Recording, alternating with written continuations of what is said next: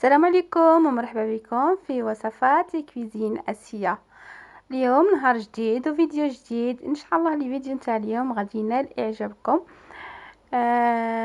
اليوم غادي نديرو الخبز بالشحمه اللي معروف، الخبز التقليدي، يعني الخبز بالشحمه اللي معروف في المغرب. غادي نتقاسم معكم هذه الوصفه نتاع اليوم ونتمنى تعجبكم. تبعوا معايا لا فيديو الى الاخر ان شاء الله. Bonjour à toutes et à tous, j'espère que vous allez bien. Donc aujourd'hui je vous propose le khobz بالشحمة, c'est-à-dire le pain farci à la graisse de mouton. Donc une recette traditionnelle marocaine. Et je vous tenais à la partager. Donc c'est un pain cuit à la poêle, sans four, un délicieux pain qu'on peut préparer pour accompagner le thé, la salade, peu importe. Donc c'est un pain farci.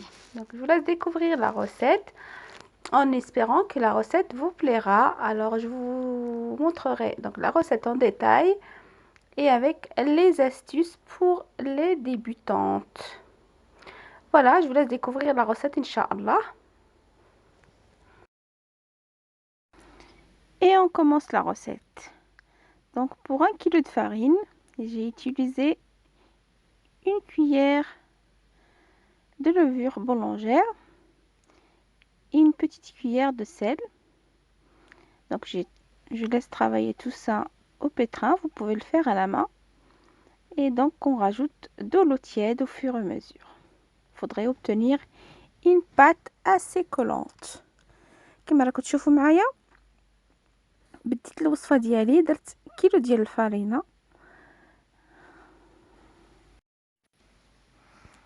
درت الخميره والملح وضفت عليه الماء الدافي وغادي نخليها تعجن ونحطها على جنب. Donc là, j'ai laissé pétrir une dizaine de minutes et je laisse de côté. Ensuite, on passe à la farce. Il nous faut de la graisse de mouton. Ensuite, 4 oignons, un poivron vert ou un piment fort et un poireau. Donc si vous n'avez pas le poireau, c'est pas grave. Et si vous aimez le piquant, vous pouvez mettre le piment fort ou bien vous pouvez mettre juste oignons et graisse de mouton. Alors moi pour ma part, je vais hacher tout ça. Donc je vais hacher les oignons, le poireau ainsi que le poivron, ainsi que le piment fort plutôt. Et on va donc mixer tout ça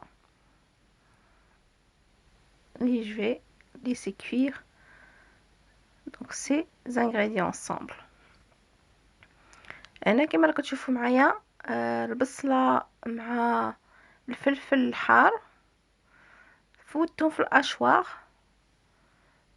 تقدر تقطعوهم، تقدر تفوتوهم في الاشواغ، انا درتهم في الاشواغ باش ما يجوش باينين في ديك العجينه او في ديك الخبزه. وغادي نعاود ندير نفس الشيء لهذيك الشحمه، غتذوب مزيان مزيان وحتى هي غادي نديرها دونك مع هذاك البصله والفلفل الحار وغادي نخليهم يطيبوا. التوابل غادي ندير شويه الكمون، شويه الفلفله وشويه الكركم. Donc une fois j'ai fait pareil pour la graisse, pareil je l'ai haché. Et donc pour les épices, on va mettre un peu, une petite cuillère de poivre, de cumin, paprika et un peu de curcuma, tout simple. Et on va mettre un peu d'huile d'olive, une cuillère voire 2 cuillères.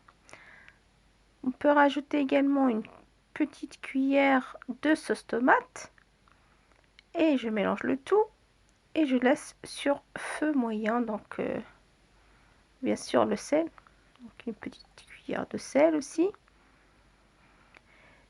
هنا ضفت واحد الصلصه تاع الطوماطيش، يعني درت على حساب معلقه وشويه الملح، وغادي نديرو زيت الزيتون على حساب معلقه حتى المعلقه ونص تاع زيت الزيتون، وغادي نرجعهم يطيبوا.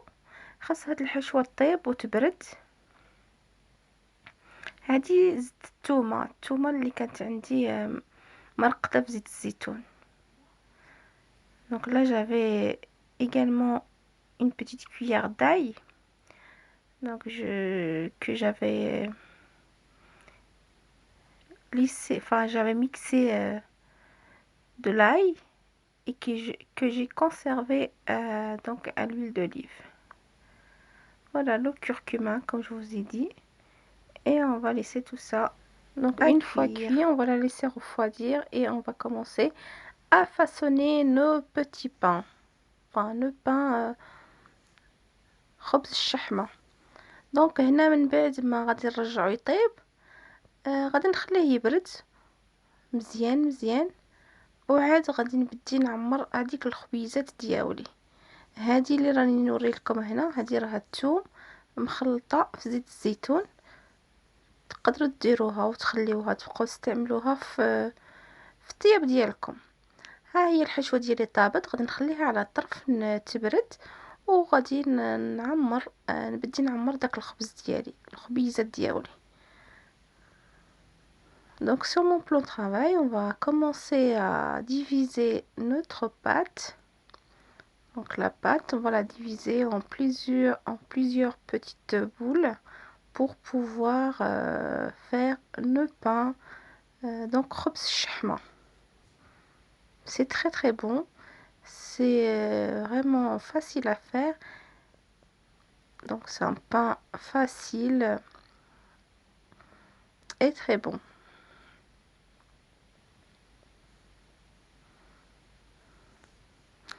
Donc on va diviser la pâte comme ceci. On va essayer d'équilibrer. Ensuite on étale la première comme ceci. Donc une fois qu'on a départagé en plusieurs boules, ben, on étale la première. Donc ça va être 2 par 2. Voilà, je vous montre en détail. Donc une fois قسمنا العجينه من بعد ما قسمنا العجينه غادي نبقاو هكا نقرصوهم. غنجيبو ديك الحشوه غنديروها في الوسط، يعني خصها تكون بارده. انا ما خليتهاش تبرد بزاف، ولكن في الحقيقه خصها تكون بارده. وغادي نديرو وحده فوق وحده كما راكم تشوفوا، يعني داكشي بسيط و يعني كلشي باين. Donc alors une fois qu'on a étalé la première, enfin on a étalé les deux, et on prend la farce. Normalement la farce il faut qu'elle soit bien froide. Bon moi j'avais pas le temps de la laisser refroidir suffisamment, donc c'est un peu plus compliqué, mais vous pouvez la préparer par exemple le matin et la laisser de côté et faire vos petits pains par la suite. Donc on prend les contours, donc on regroupe les deux pâtes et on essaye de faire des petits voilà, comme sur la photo, des petits